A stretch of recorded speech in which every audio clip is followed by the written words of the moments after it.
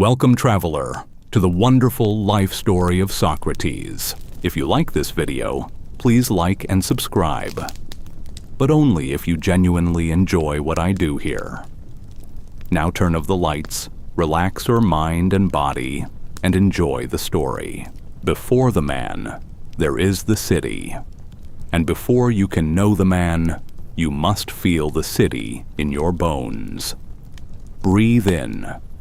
The air of Athens in the 5th century before the birth of Christ is nothing like the air of any place you have ever stood. It carries within it the salt sting of the Saronic Gulf, carried on a wind that sweeps up from Piraeus and rolls across the low plain before climbing the long shoulders of the Attic hills. It smells of baking bread and fresh-pressed olive oil. It smells of donkey sweat and trodden figs. It smells of sun-warmed marble and the cold, mineral breath of limestone quarried from the earth not 2 generations past. It smells of incense drifting down from the heights of the Acropolis, where smoke rises from the great altar of Athena and hangs in the morning sky like a signal meant for gods. Open your eyes. Dawn is breaking, not gently, not in the soft, tentative way of northern skies. This is a Mediterranean dawn, violent and golden, sudden as a thrown torch. It comes up hard and fast over the ridge of Mount Hymettus to the east, painting the flanks of that long mountain in shades of amber and deep rose, setting the beehives on its slopes to humming. The honey of Hymettus is famous all over the Greek world for its sweetness, and as the sun rises, the bees already know it. The mountain seems to breathe, to hum with a low electric life that the Athenians simply call the sound of morning. The light strikes the city from the east, and the city answers it.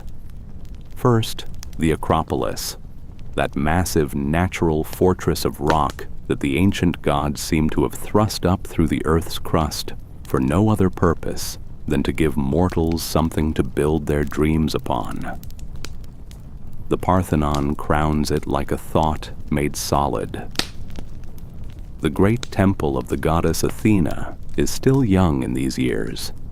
So new the marble has not yet fully weathered, and in the early morning light it glows almost white, with a faint warmth like heated ivory.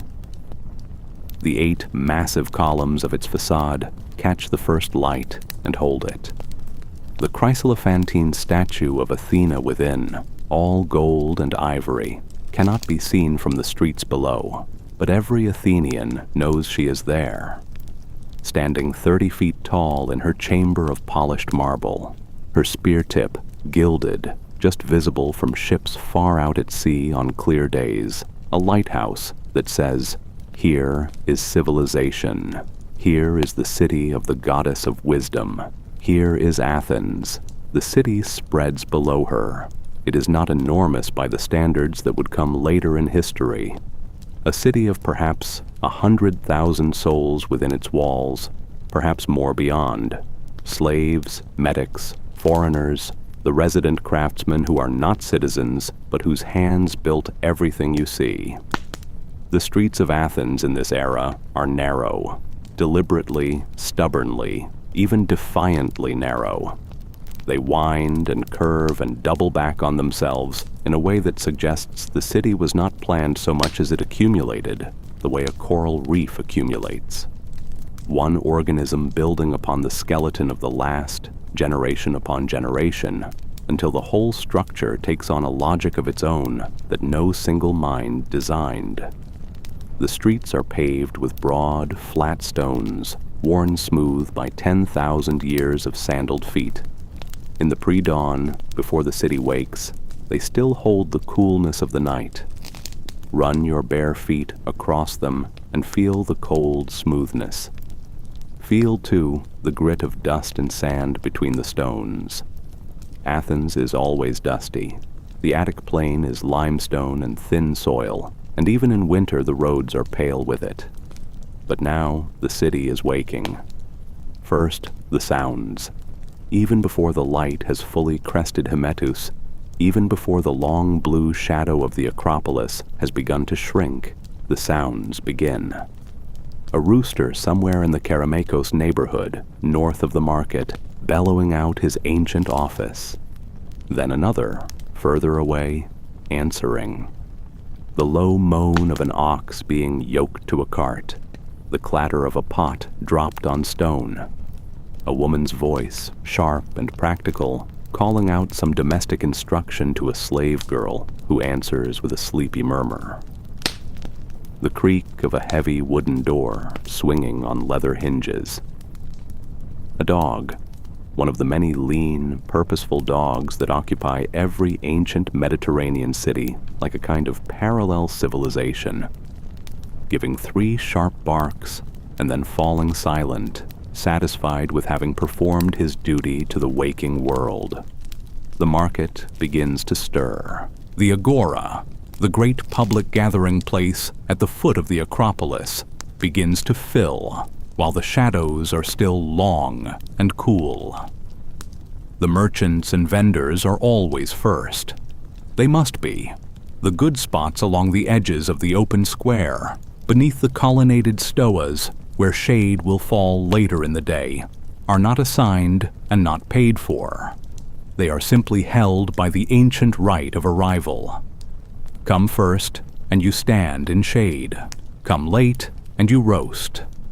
So the merchants come early, their slaves carrying baskets and amphorae and bundles of goods wrapped in rough linen. The fish vendors, who have already made the 4-mile journey from the harbor at Piraeus in the dark, arrive smelling of the sea and salt and the particular cool flesh of the morning's catch. They lay out their fish on marble slabs, red mullet and sea bass, and the small silver-sided bream that are the everyday food of ordinary Athenians. And the ice-bright eyes of the dead fish catch the rising light with a kind of accusation. There are olive sellers with their enormous ceramic jars. There are figs, both fresh and dried, arranged in careful rows on flat baskets. There are cheese vendors with wheels of white goat cheese packed in brine. There are merchants selling pottery, the beautiful black figure and red figure vases for which Athens will be remembered forever, and sellers of lamp oil, and sellers of bronze pins and clasps and the small everyday hardware of ancient life. There are slave traders, which one must note with grief, arranging their human wares to stand or sit in positions that are meant to convey health and docility and usefulness. There are money changers behind their small folding tables, the trapeza, ready to assess the bewildering variety of coins, the owl-stamped silver tetradrachms of Athens, the coins of Corinth, of Aegina, of far Persia, that flow through this city at the center of the Mediterranean world. And there is noise, more noise with every passing minute. The agora of Athens does not grow louder the way a library grows louder, in tentative, self-conscious increments. It grows louder the way a fire grows larger, all at once, hungrily, until the individual sounds become a single great roar of human life that you have to lean close and shout over to make yourself heard. This is the world that made Socrates, and this is the world that Socrates made his classroom. The man himself was born into this city in the year we would call 470 before Christ, in the month of Thargelion, the early summer month, the month of Apollo's festival, the month when the city was being purified. There are those who will say later that the timing was significant, that a man born in the month of purification would spend his entire life attempting to purify the thinking of everyone he met. Perhaps that is too neat. But it is the kind of observation that Socrates himself might have appreciated, and then probed mercilessly until it fell apart. His father was named Sophroniscus, and Sophroniscus was a stonemason and sculptor. Not an artist in the elevated sense that we might mean today, but a craftsman, a skilled and respected one, which in Athens meant something. Athens was a city that understood craft, that honored the knowledge encoded in a trained pair of hands. And young Socrates grew up in a household that smelled of stone dust and the iron tang of chisels. He would have watched his father at work in the early mornings, crouched over blocks of Pentelic marble or the rougher local limestone, working with that particular economy of motion that marks a man who has done something thousands upon thousands of times, and let his body learn what his mind once had to manage consciously. Imagine him as a boy. He is not handsome.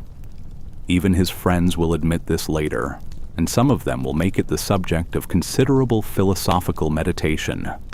How could a man so ugly, so famously, almost comically ugly, be so magnetically compelling? Socrates has, even as a boy, the broad, flat nose of a boxer who has lost several bouts.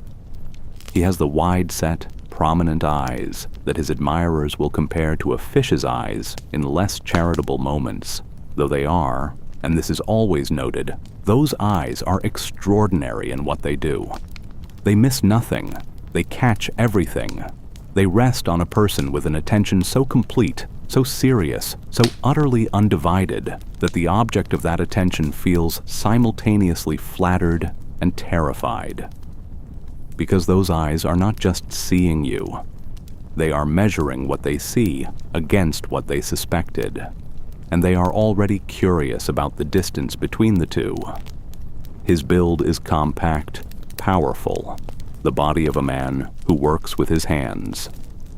He will spend most of his adult life in sandals and a single rough woolen himation, summer and winter alike, a personal austerity so extreme it will become one of his most discussed characteristics.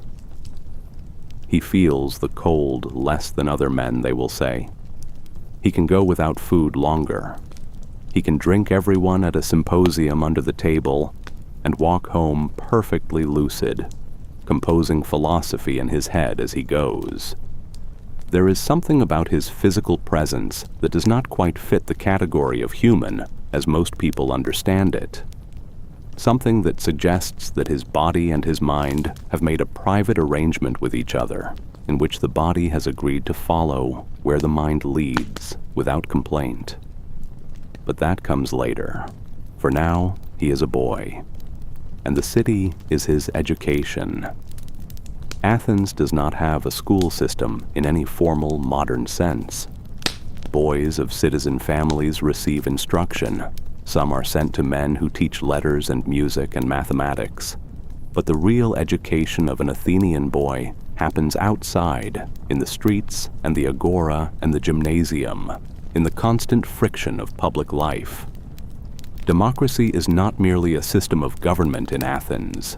It is a total philosophy of being, an insistence that public affairs concern every citizen, and that every citizen must be capable of speaking, arguing, deciding, persuading. The Athenian Democratic Assembly, the Ecclesia, meets on the Nix Hill, that bowl of rock just west of the Acropolis, and any citizen may rise and speak. Not every speaker is heard with respect, but every speaker may speak. The result is that Athens produces, generation after generation, men who think of language and argument and public discourse as their most essential tools. More useful than any sword, more powerful than any army. Young Socrates absorbs all of this. He absorbs it in the workshops of the Kerameikos, where the potters sing while they work and argue about the price of clay and the meaning of a dream someone had the night before. He absorbs it in the wrestling grounds of the gymnasium, where the boys grapple and the older men watch and comment with the detached, analytical pleasure of spectators who have studied the art long enough to see what a young body is doing wrong. He absorbs it on the steps of the temples, where the priests perform the ancient rites with the mechanical perfection of men who have never once, in all their years of service, asked themselves what the rites mean. And it is this last observation, or something like it, that first plants in the young Socrates the seed of his lifelong project. What does it mean? This is the question. Not is it beautiful, not is it useful, not does it work, all of which are legitimate questions and have their place. But what does it mean? What is the thing behind the thing? If a man performs a religious rite perfectly, down to every syllable and gesture, is he being pious? Or is piety something else, something that lives in a different place than the performance? And if it does live elsewhere, where? What is it exactly? Can it be named? Can it be defined with enough precision that two thoughtful men, sitting down together, could agree on what they were talking about? These are not questions that most people in Athens are asking. They are questions that most people in Athens will find annoying, will find presumptuous, will find, eventually, fatally, dangerous. But the boy does not know that yet. He only knows the questions. And that is, in a sense, the whole of his life in miniature. A man who could not stop asking questions in a world that preferred confident answers. It is mid-morning now. The sun has climbed above the rooftops, and the shadows have pulled themselves in close to the walls. In the agora, the heat is building. The stone of the walkways already throws back a warmth you can feel through the leather soles of your sandals. The smell of the crowd has become something textured and complex, a layering of fresh bread from a nearby baker's stall, of garlic being pressed into a mortar somewhere, of the expensive cedar oil that a prosperous merchant has rubbed into his beard, of sweat because it is warm and everyone is moving. And there he is, standing near the southern edge of the agora, not far from the buildings where the city's administrative business is carried out.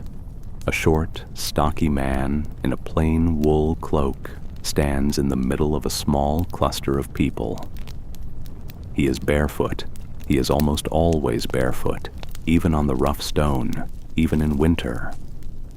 He is speaking, but not in the way of the sophists who sometimes hold court in this same square.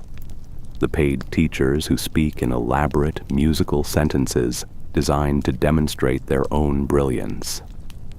This man speaks in the rhythms of everyday conversation, in the vocabulary of the streets, full of references to cobblers and carpenters and doctors and shipwrights and horse trainers. He speaks, in short, as though he has just thought of something and is working it out aloud, and the people around him are welcome to help. This is the method. This is the thing that will be called, forever after, the Socratic method.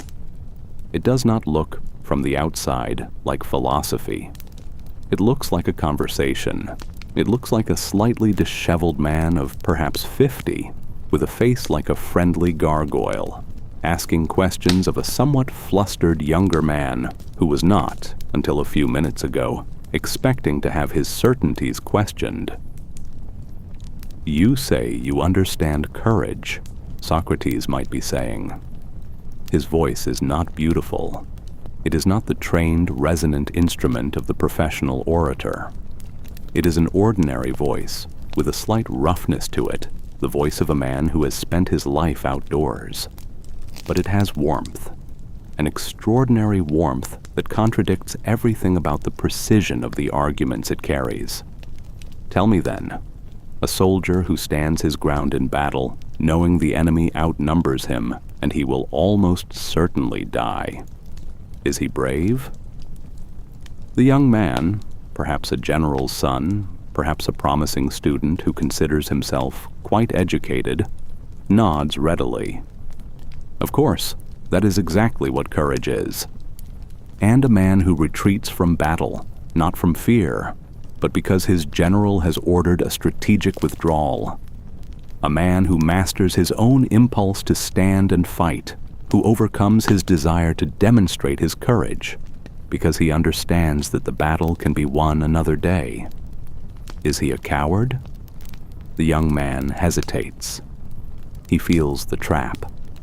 He cannot quite see it yet, but he can feel its edges, the way you feel the lip of a step in the dark before your foot finds it. No, he says carefully. No, I wouldn't say he was a coward. Then courage is not simply standing firm in the face of danger? I suppose not.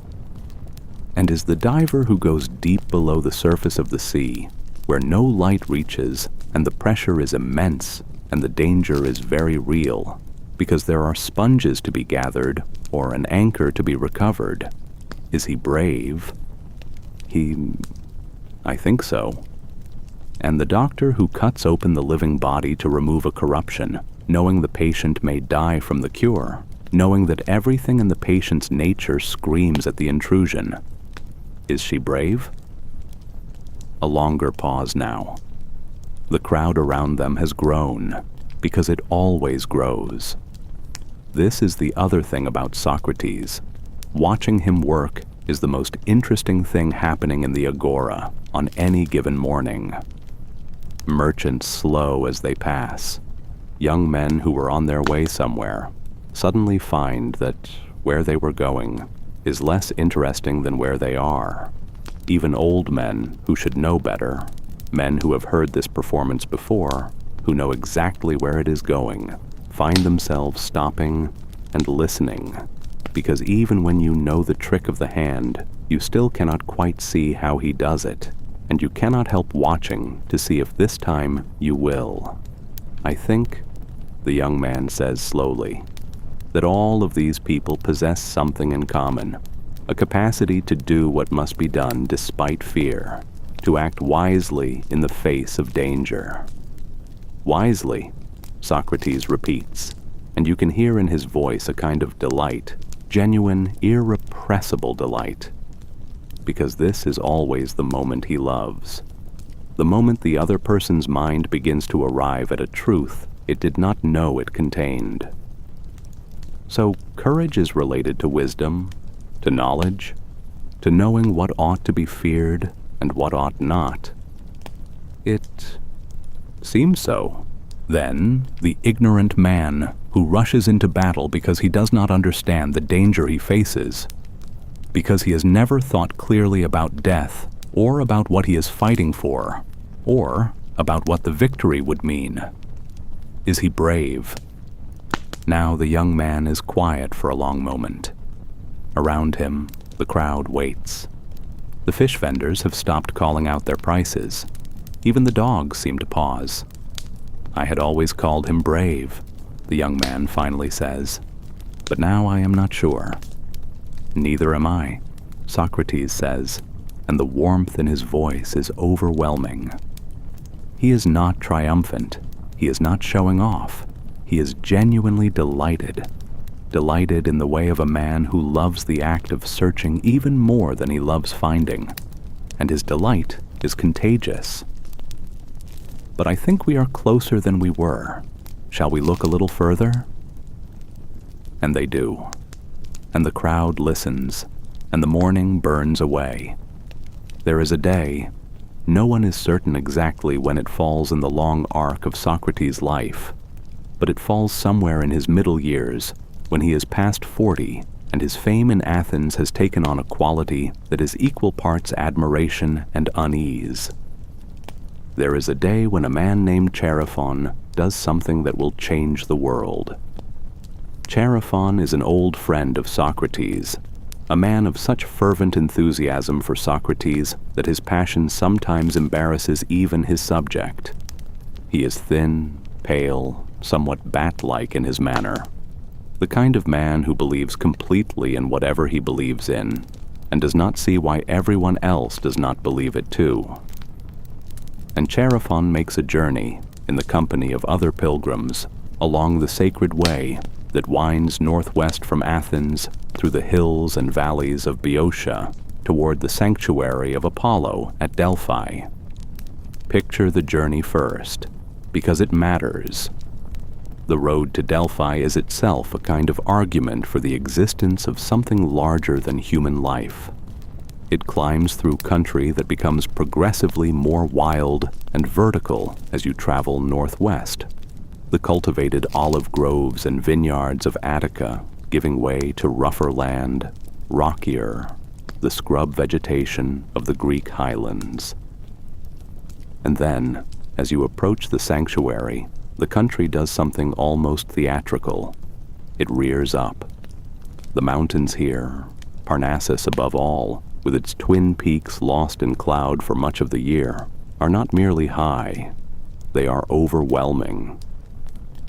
They press in on the narrow valley where Delphi clings to the slope in a way that feels deliberate, that feels designed, as though the geography itself is attempting to convey a message about the relationship between human scale and divine scale. The sanctuary of Apollo at Delphi is ancient beyond the reckoning of even the Greeks who built the current version. The priestesses of the oracle, the Pythia, have been speaking Apollo's truths on this spot since time beyond memory. They sit above a fissure in the rock, in the adyton of the great temple, and breathe the vapors that rise from the earth, and they speak in fragmented, riddling phrases that the priests then translate into verse for the waiting pilgrims. Nations have come here before battles and marriages and the founding of colonies. Great kings have sent enormous gifts of gold and silver and brought back words that they misread and were destroyed by. The oracle's power lies partly in her wisdom and partly in the profound human tendency to hear what we need to hear in ambiguous words.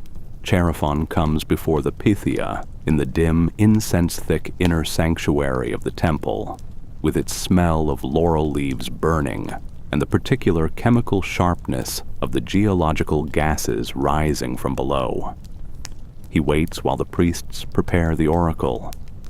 He waits while the Pythia takes her place on the tripod above the chasm. He listens to the sounds of the earth breathing beneath the stone floor. And when his turn comes, he asks his question: "Is there any man in Athens wiser than Socrates?" The oracle's answer, rendered by the priests into hexameter verse, is brief, brutal in its brevity. No one is wiser. Chaerephon hurries back to Athens to tell his friend. And Socrates, hearing this, does something unexpected. He does not crow with pleasure. He does not display the satisfied smile of a man whose greatness has been cosmically confirmed. He is, instead, deeply troubled. Because Socrates knows something about himself that the oracle apparently does not. He knows that he is not wise. He knows it with the same precision and certainty with which he knows anything. He has spent 40-odd years looking for wisdom, asking questions, pressing arguments, testing definitions against cases, applying logic with the relentlessness of a man who cannot stop doing it any more than he can stop breathing. And he has not found wisdom. He has found, consistently, that the people he questions do not have it either, which is interesting but hardly the same as finding it himself. So, what does the oracle mean? And this is the moment. This question, chasing itself around his mind as he walks the streets of Athens in the late afternoon, the long shadows of the houses stretching blue across the warm stone. This is the moment that sets the course of the rest of his life. He will investigate. He will go to the people who are reputed to be wise, and he will question them carefully, and he will see whether the oracle's claim can be reconciled with what he actually finds in the minds of Athens' most celebrated men. He will go to the politicians, who are certainly believed to be wise because the city trusts them with its future. He will go to the poets, who are celebrated for their insight into the human condition. He will go to the craftsmen, who know things with their hands that others will never know. He will investigate systematically, honestly, with no agenda except the truth. And he will see what he finds. What he finds breaks his heart. The politicians, when questioned carefully, turn out not to know what they claim to know. They speak with great confidence about justice and about the good of the city, but when Socrates asks them to define justice, to say with precision and consistency what they actually mean by the word they keep using, they cannot do it. Not because they are stupid, some of them are quite intelligent, but because they have never had to.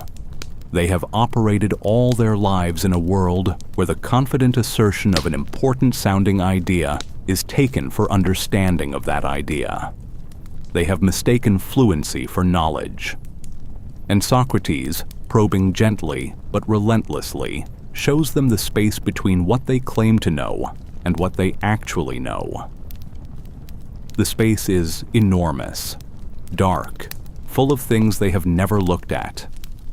The poets are worse, in a way that Socrates finds almost unbearable, because the poets produce beautiful things. The tragedies of Sophocles, the comedies of Aristophanes, the great old epics of Homer, these move the soul, illuminate the human condition, reach past the rational mind into something deeper. And so Socrates goes to the celebrated poets of his day and asks them, "Tell me what you mean by the wisdom in your works. Tell me what you are saying about virtue, about the good life, about what we owe each other." And the poets look at him with a kind of bewilderment that is its own answer. They do not know what they mean. The wisdom in the work is not consciously placed there. It comes through them, not from them, from some divine inspiration, some gift they did not earn and cannot explain, and certainly cannot replicate on demand through understanding. The poets are like beautiful, decorated vessels that carry something precious without knowing what it is. The craftsmen are a different story, and Socrates tells it with a kind of apologetic affection. The craftsmen genuinely do know things. A good shipwright knows wood, knows which timber bends and which splits, knows how to read the grain of a plank, knows how the hull must be shaped to take a particular kind of wave. This knowledge is real, and Socrates respects it completely. But the craftsmen have a fatal error. They mistake their knowledge of one domain for general wisdom. Because they know wood, they assume they know goodness. Because they know bronze, they speak with authority about what the city should do in war. And this confusion, Socrates discovers, is in many ways more dangerous than simple ignorance, because it prevents the man from seeing where his knowledge ends and his prejudice begins. He returns home from each of these investigations more confused than when he started, and more aware of his own ignorance. And it is in this, in the awareness of not knowing, that he finally begins to understand what the oracle meant. He is wiser than all of them, not because he knows more, but because he knows he does not know. Every brilliant politician and celebrated poet and skilled craftsman that Socrates has questioned believes himself to be wise. Socrates alone stands before the oracle's claim and says, "This cannot be right." Socrates alone carries his ignorance in full view, examining it, turning it in the light, refusing to paper over it with the comfortable fiction of unearned certainty. This knowledge, this peculiar, painful, self-aware ignorance, is not a comfortable possession. It is a mission. The lamps are lit. It is evening now, in the house of the poet and playwright Agathon, in the fashionable Collitus neighborhood of Athens. The house is larger than most. Agathon has money, and more than money. He has the particular domestic elegance of a man who has thought carefully about how beautiful surroundings and beautiful conversation belong together. The dining room is long and low-ceilinged, with walls painted in the deep terracotta and black favored by the prosperous. The oil lamps hang from the ceiling in clusters, casting a warm, slightly smoky light that catches the faces of the men reclining on their couches and makes everything look slightly more dramatic than it is, which is, in fact, already quite dramatic. The couches are arranged along 3 walls in the traditional manner, each couch bearing 2 reclining men who eat and drink and talk from their left elbows. Between the couches, on low tables, are the remains of dinner. The bones of roasted birds, half-eaten portions of cheese and flatbread, the sticky sweetness of figs soaked in honey. The wine has been flowing since the meal ended, mixed with water in the great crater at the room's center, and the drinking has reached that particular stage of a symposium where the men have had enough wine to become expansive and eloquent, and not yet so much wine that they become merely loud. Tonight they have agreed to make speeches, specifically speeches in praise of Eros, of love. And one by one the great men of Athens take their turn. Phaedrus speaks first, earnestly, about love as the oldest and most powerful of gods. Pausanias follows with a more sophisticated argument distinguishing between common love and heavenly love. The physician Eryximachus brings a doctor's sensibility to the table and speaks of love as a principle of harmony found throughout nature. Aristophanes, the great comic playwright himself, who almost failed his turn because of an inconvenient bout of hiccups, gives the most extraordinary speech. A myth, entirely invented, about how humans were once spherical creatures with 4 arms and 4 legs and 2 faces, and how the gods split them in 2, and how love is the eternal search of each half for its other half. The room is laughing and weeping simultaneously by the end, which is exactly what Aristophanes intended. And then Agathon himself speaks, beautifully, ornately, with all the technical brilliance of a professional playwright, and the room applauds. And now it is Socrates' turn. He begins, as always, by questioning. He questions Agathon's speech, not unkindly, but precisely, identifying with surgical care the places where the argument assumes rather than demonstrates, where the language is more beautiful than accurate. Agathon, to his considerable credit, admits each correction as it comes. And then Socrates says he would like to tell the room what he was once told about love. By a woman. The room goes very quiet. Her name is Diotima of Mantinea. Whether she is a real historical figure or a philosopher, Socrates invented to carry ideas he wanted to present is a question that men and women will argue about for 2,500 years. But in this room, in this lamplight, with the wine warming everyone's blood and the night air cooling the stone of the walls outside, in this room, Diotima is real. She is a wise woman, a priestess of some sort, someone who once told Socrates that he understood love no better than a child, and then, in the manner of all good teachers, showed him why. Love, Diotima told him, is not itself beautiful. Love is a spirit, a demon, that lives between the human and the divine.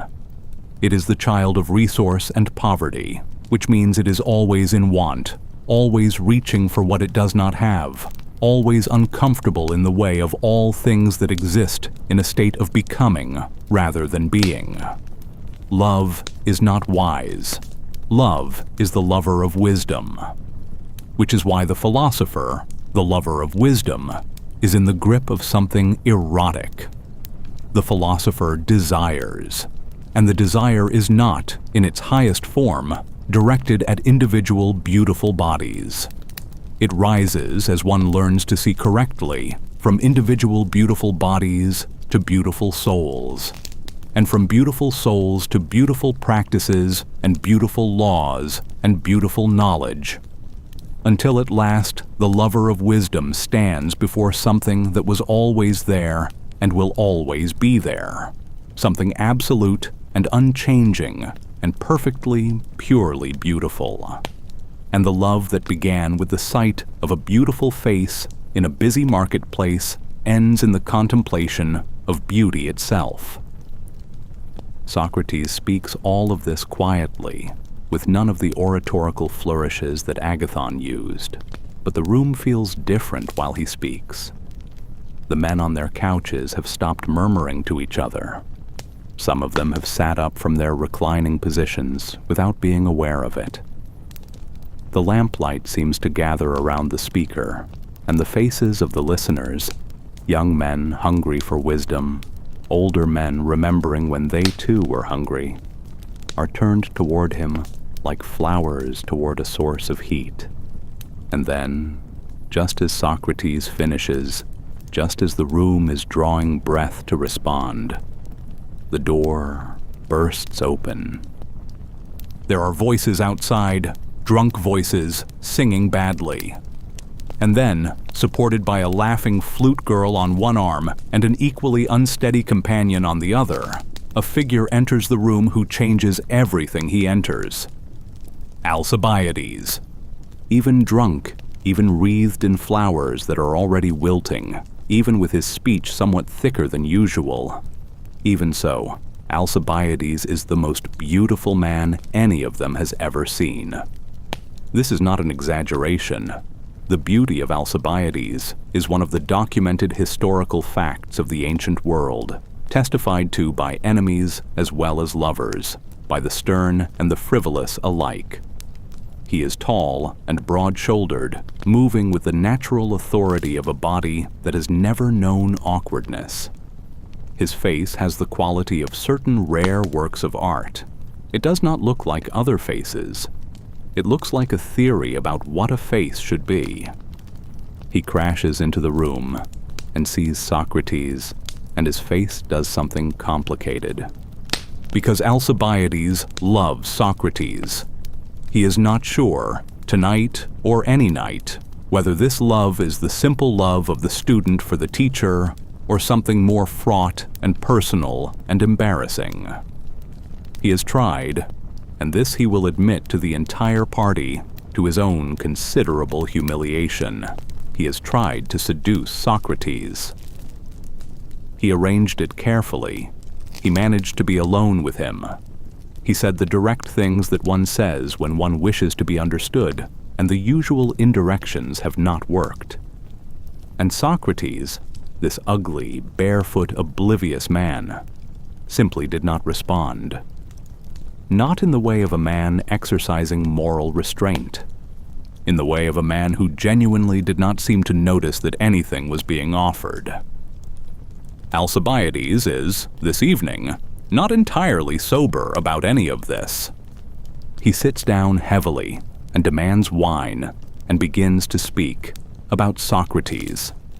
Lavishly, extravagantly, contradictorily. He praises the man's physical endurance and his intellectual depth and his military courage and his maddening ability to remain entirely himself in every circumstance. He compares Socrates to a statue of the satyr Silenus, those hollow wooden figurines, grotesque on the outside, that open to reveal small golden figures of the gods within.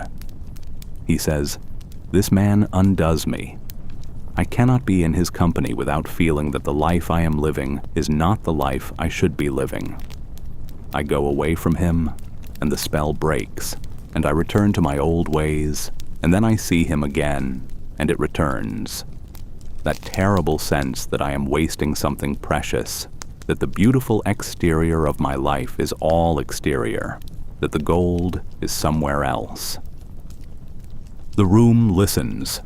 Even Socrates listens. And there is in his face, as Alcibiades speaks, an expression that is hard to name.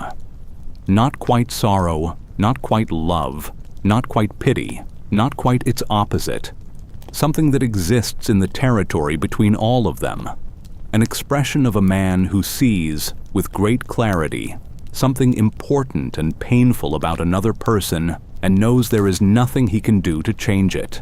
But we must go back. We must go back to the fields and the cold camps and the blood-soaked shore, because Socrates is not only a philosopher, he is an Athenian citizen, and Athenian citizens fight.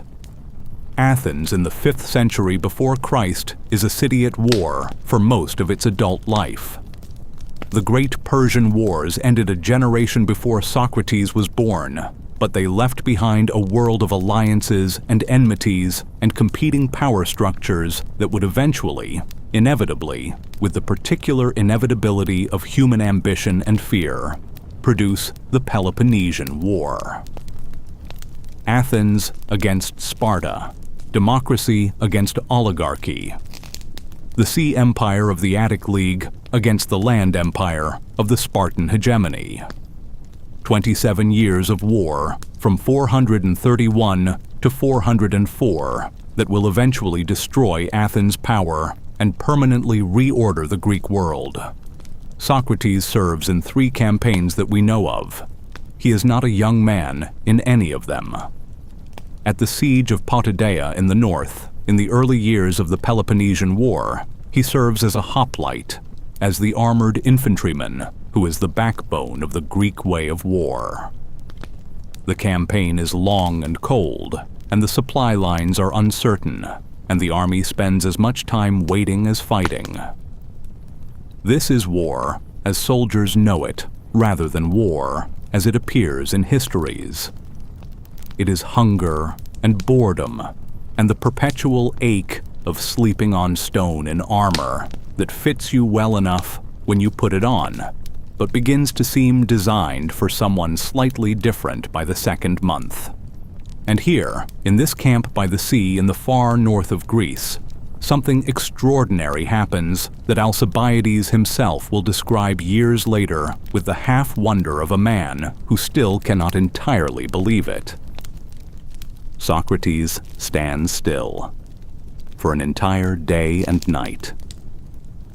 He wakes one morning with a problem on his mind, something philosophical, some question that has caught its foot on a rock in his thinking and will not move.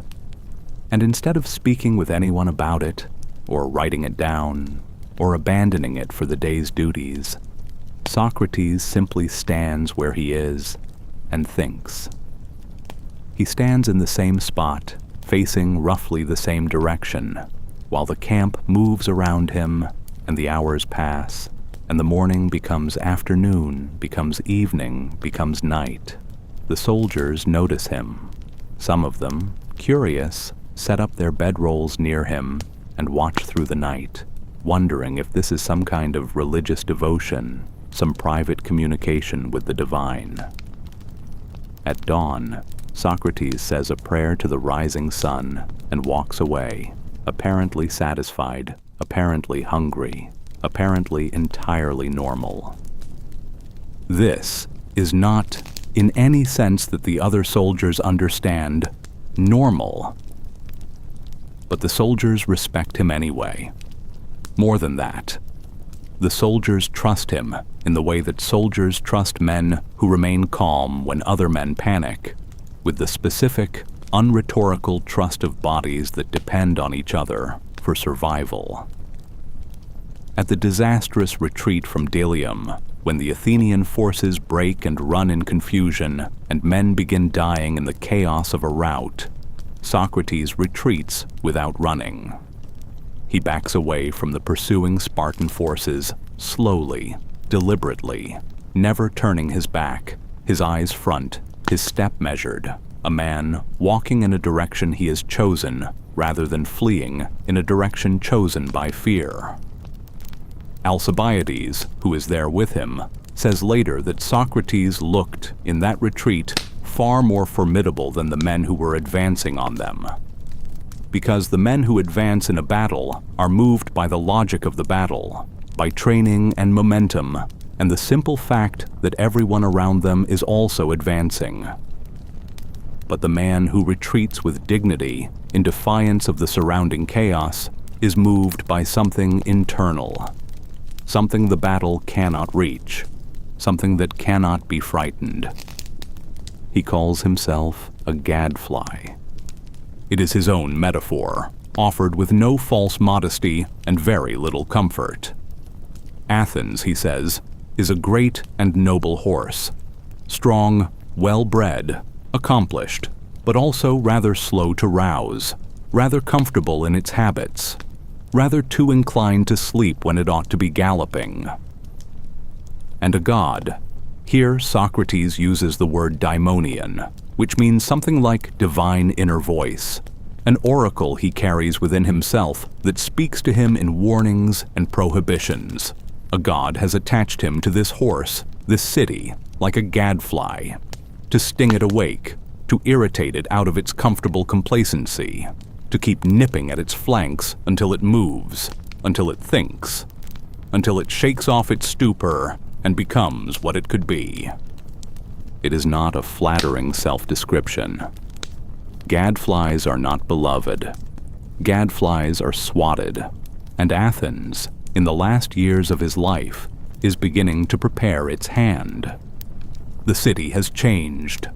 The long war with Sparta ended in humiliation. Athens' walls torn down, her fleet confiscated, a Spartan-backed oligarchy of 30 tyrants briefly installed to govern the broken city with a cruelty that will be remembered for generations. The democracy has been restored, painfully, at great cost, and the men who restored it are understandably anxious to celebrate Athens' values and Athens' institutions and to deal harshly with anything that seems to threaten the fragile recovery of civic confidence. Socrates is 70 years old now. His face has deepened, every line and fold and crease of it settled into permanence, a landscape carved by decades of outdoor life and intellectual labor. His body is still strong, though slower. His mind is undiminished. His questions are as precise and as impossible to deflect as they ever were. But the city is tired of questions. The document, when it comes, is a small piece of papyrus carried through the streets by a man who does not look particularly threatening and may not fully appreciate what he is carrying. It is an indictment, filed with the Basileus Archon, the magistrate responsible for religious matters, in the early spring of the year we call 399 before Christ.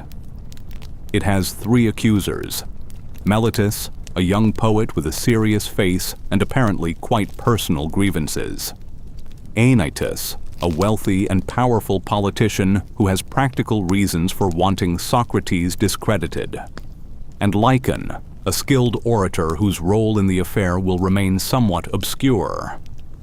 The charges are 2: impiety, meaning failure to honor the gods the city honors and the introducing of new divine beings, and corruption of the youth of Athens. Both charges carry, as their ultimate penalty, death. The charges are not entirely arbitrary. They are assembled from real complaints that have been circulating about Socrates for years. Complaints rooted in misunderstanding, in fear, in the association of his name with notorious figures like Critias, one of the cruelest of the 30 tyrants, and Alcibiades, whose brilliant, catastrophic life ended in disgrace and exile, and whose connection to Socrates many Athenians had never forgotten. Aristophanes had written a comedy, The Clouds, that portrayed Socrates as a money-grubbing sophist teaching the youth of Athens to argue their way out of paying their debts. The comedy was performed before 10,000 people. It was brilliant and funny, and deeply, consequentially, unfair. But mud, once flung in a democracy that lives on reputation, sticks. Socrates receives the news of his indictment with a composure that his friends find maddening. He is not surprised. He is not frightened. He is not even, as far as anyone can tell, particularly angry, which would at least be an emotion his friends could understand and share. He is thoughtful. He is curious in the way that he is always curious about what this situation means and what it requires of him. His daimonion, his inner divine voice, is notably silent on the matter of whether he should flee or fight or compromise. Silence for the daimonion means no prohibition, which means, by Socrates' logic, that this is something he should face directly. He will go to trial. The court of the Heliaia is an outdoor space, or very nearly so, a broad, flat area of packed earth within a boundary of low stone walls with the sky open above it. The jury, selected by lot from the pool of eligible Athenian citizens, is enormous by any modern standard. 501 men seated in the morning sun, their faces ranging from the deeply attentive to the frankly bored. 501 ordinary Athenians who must decide, before the sun has moved too far across the sky, whether this old man should live or die. The morning is clear, the kind of clear that Athens produces in early spring, the air washed by the winter rains, the light sharp and honest and without mercy. The crowd inside and around the court is larger than the jury. Athens is a city that loves a spectacle almost as much as it loves an argument, and this trial has something of both. A celebrity defendant, serious charges, the prospect of real drama. Meletus speaks first for the prosecution, then Anytus, his voice carrying more weight, his presence more substantial. Anytus is not a brilliant man, but he is a practical one, and he has grasped something important. The jury does not need to be convinced that Socrates is literally impious and literally corrupting the youth. It only needs to be convinced that Socrates is dangerous, that he is the kind of man who weakens the social fabric, who makes young men question what they should not question, who puts his own intellectual pleasures above the needs of the community. This argument, in a city that has just survived humiliation and tyranny, is not without power. And then Socrates speaks. He begins in a way that is simultaneously perfectly calculated and perfectly sincere, which is characteristic of him. He tells the jury that he is not a practiced speaker, that he has never been to law court before, and that he will speak in his usual way, plainly, in ordinary language, the way he speaks in the agora. The jury should judge him on the truth of what he says, not the polish of how he says it. This is both true and tactically wise. Every Athenian in that jury has heard professional orators, and the professional orator's art is slick and obvious and calculated. Socrates' roughness disarms. It suggests honesty. It suggests correctly that the man is not performing. He addresses the charges directly, with the precision of a mind that has spent 70 years thinking exactly this way. He tells the story of the oracle, of his investigations, of his discovery of his peculiar ignorance and its meaning. He explains his mission. He explains why he cannot abandon it, not simply as a matter of personal preference, but as a matter of divine obligation. The god set him to this task. The god requires him to pursue it. And a man who abandons his post because he is afraid of death is a man who has placed too high a value on his life and too low a value on his duty. He tells them this: he is not afraid to die, because he does not know whether death is a great evil. Perhaps it is like a dreamless sleep, the most peaceful rest imaginable. Perhaps it is a transition to another kind of existence entirely, where he will be able to continue his conversations with men long dead, with Achilles, with Odysseus, with Orpheus, and question them as he has questioned the living. Either way, the fear of death would require him to know that death is bad, and he does not know this. He refuses to be frightened by what he does not know. The jury watches him, 501 faces. Not all of them hostile. Some of them are moved. Some of them, you can see, are the kind of men who have always privately felt that there was something important in the questions this old man was asking. Important and necessary and neglected. Some of them are the very kind of men that Socrates spent his life trying to reach. But not enough. The vote is taken, 280 to 221.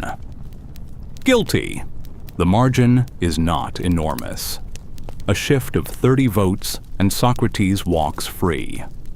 But 30 votes do not shift, and the word passes through the crowd. Guilty. And Socrates receives it with the same composure with which he has received everything else.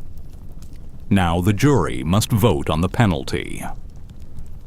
By Athenian convention, the convicted man proposes his own alternative to the penalty demanded by the prosecution, and the jury chooses between the two. The prosecution has demanded death. And Socrates, in the most extraordinary passage of the speech he now gives, in the passage that will be quoted and argued about for as long as people read philosophy, proposes as his penalty free meals for the rest of his life in the Prytaneum, the city's civic dining hall, the honor given to Olympic victors and great benefactors of the city. The jury looks at him. For a moment, the silence has an almost physical weight. He is not joking. He is making an argument. His service to Athens, this lifelong, unpaid, unasked-for service of stinging it into wakefulness, is worth more to the city than almost any other service it has received, and a good Athenian should recognize that. He is proposing the punishment that fits the crime as he understands it. The jury is not amused. They vote for death by a larger margin than they voted for guilt. Even now, Socrates is calm. He addresses the jury a final time, and what he says will be recorded by his young student Plato and will be read in every language that humans have ever devised to pass important things from one mind to another.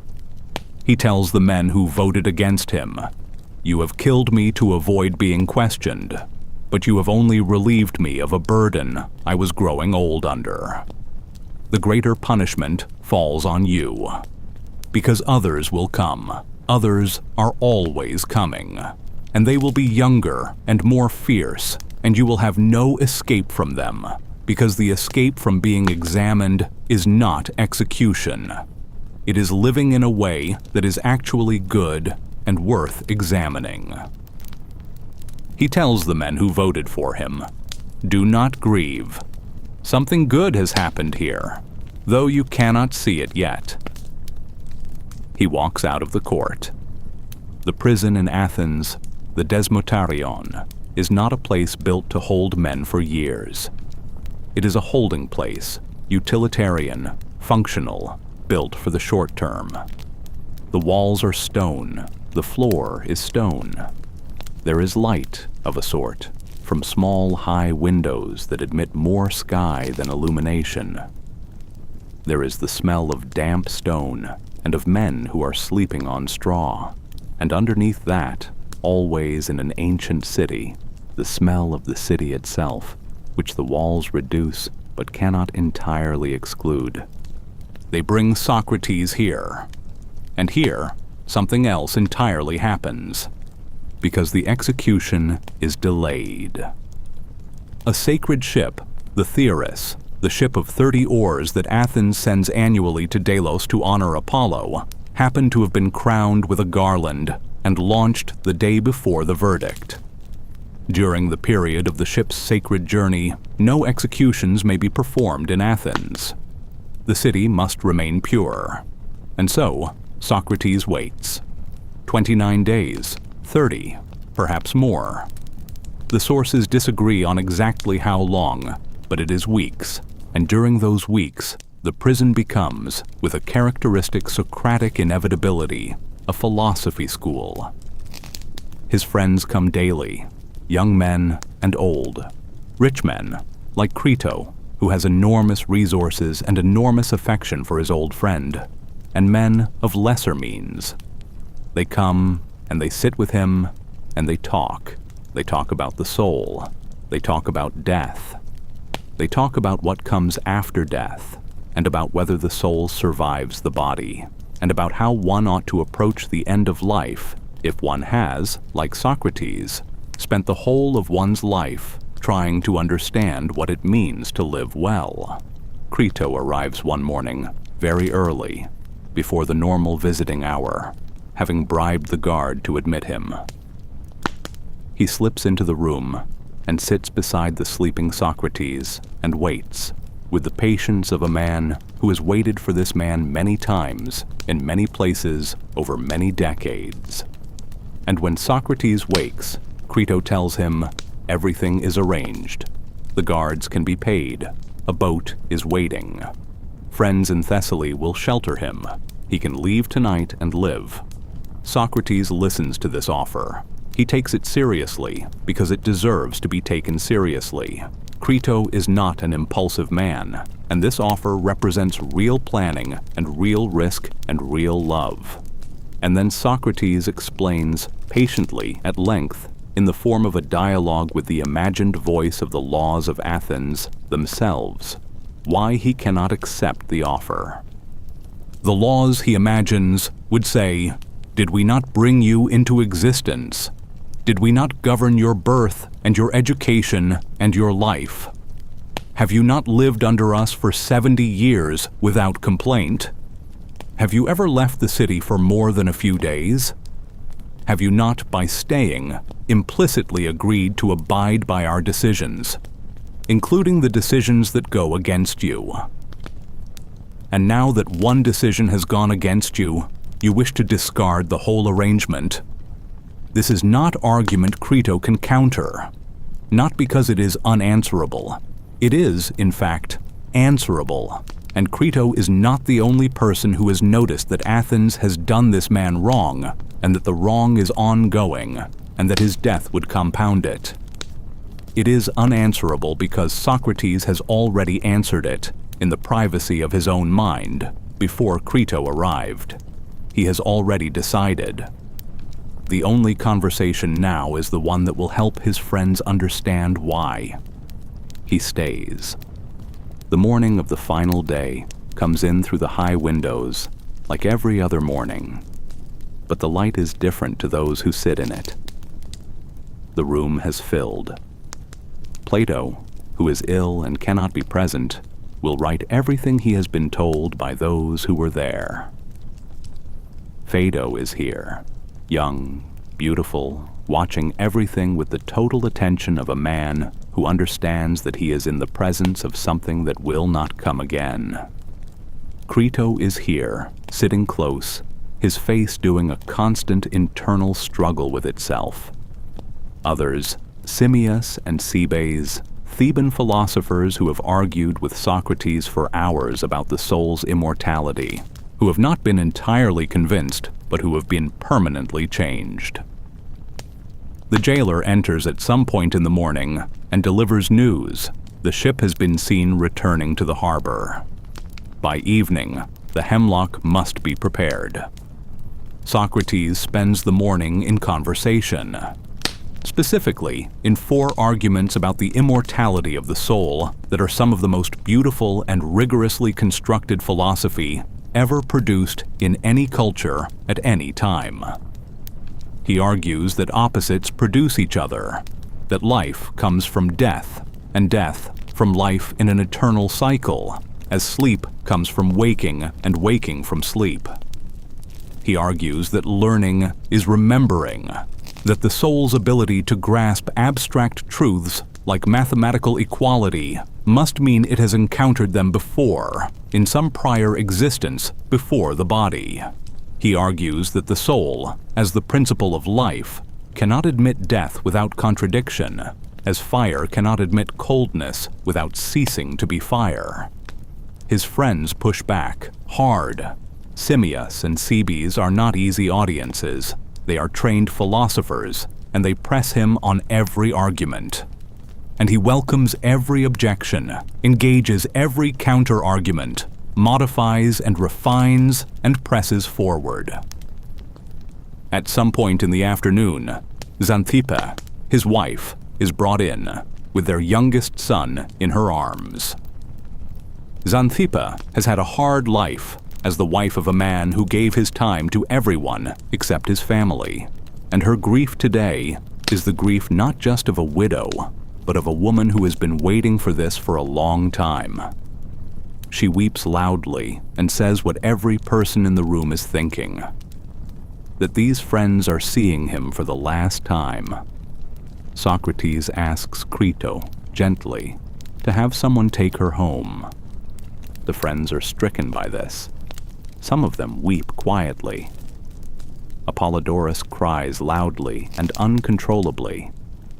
Even those who are trying hard to maintain the Socratic composure of being unafraid of death, which Socrates has been modeling for them all morning, find their resolve challenged by the actual presence of a woman weeping for her husband.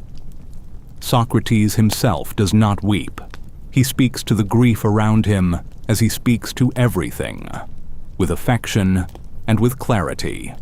Late in the afternoon, the jailer enters and tells him it is time. There is a moment, barely long enough to notice, in which the room is still, in which the sound of the city outside, the ordinary, endless roar of human life going on without particular reference to what is happening in this room, seems to grow briefly louder, as if the world, which does not know what it is losing, is doing it anyway. He bathes himself. In an ancient world, washing before death is a sacred act. It spares the women the labor of washing the corpse. He says this practically, and there is gentle laughter in the room because he is being himself, right to the end. He bathes, and he returns, and he lies on the couch, and the official who carries the poison enters. The poison is a cup of hemlock, the leaves of Conium maculatum, brewed into a tea. It is not the hideous death of torture or drowning or the sword. It is a slower thing, beginning in the extremities and moving inward, a cold, creeping numbness that Socrates will describe as it happens, with the same calm observational interest with which he described everything. His friends are weeping. He asks them to stop. He says it again. I told you. The god does not give bad things to good men. Whatever this is, I know it is not bad. He takes the cup from the man and drinks it, without hesitation, without trembling. Some of his friends, watching him drink, lose their composure entirely. He is the only one in the room who does not weep. He walks around for a while, as directed, until his legs feel heavy. Then he lies down, covered with a cloth. The numbness moves from his feet upward through his calves to his knees. He presses the flesh of his legs and confirms, to the jailer who is watching, yes, there. Yes, now here. The coldness moves upward. His last words are small and strange and debated by scholars forever. He says, Crito, we owe a rooster to Asclepius. See that it is paid, don't forget. Asclepius is the god of medicine and healing. The offering of a rooster to Asclepius is what you make when you have recovered from an illness. And then he is still. The cloth is pulled back. His eyes are fixed. Crito closes them.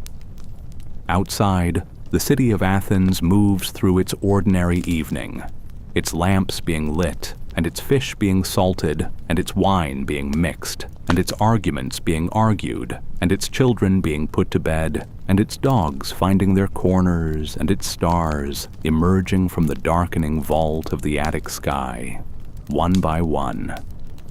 in the silence that falls over every city in the last hour of the day. The city does not know that something has ended, or perhaps it does, in the way that cities know things. Wordlessly in the body, in the change of some quality of the air that no one names but everyone eventually feels. Plato, ill and absent, will spend the next 40 years writing it down. The rest of the world will spend 2,500 years arguing about what it means.